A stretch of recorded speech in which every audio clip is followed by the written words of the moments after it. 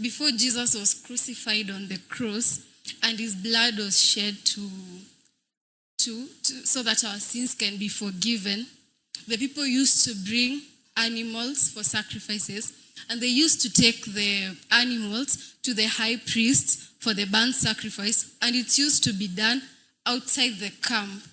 So when Jesus was crucified and died on the cross, he had to do it outside the gate because God was aligning it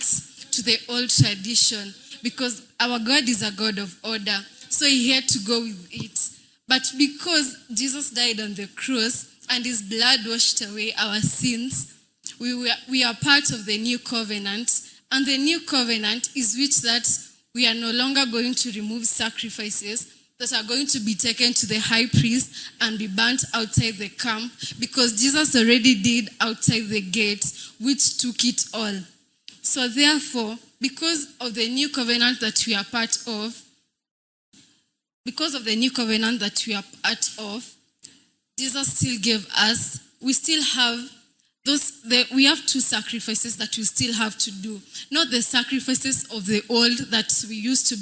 they used to bring animals to the high priest, but the two sacrifices that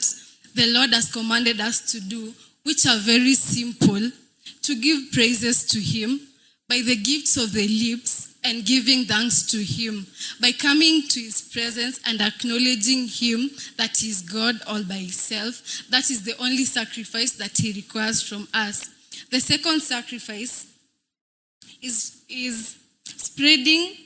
doing good to others and sharing. That even when God blesses you, he only requires you to sacrifice by sharing to those who don't have and doing good to them, because those were the only two sacrifices that he decided to leave to us, not taking us back to the old tradition that they used to bring the animal sacrifices and burn them, making it simple for us to praise him and giving thanks to him.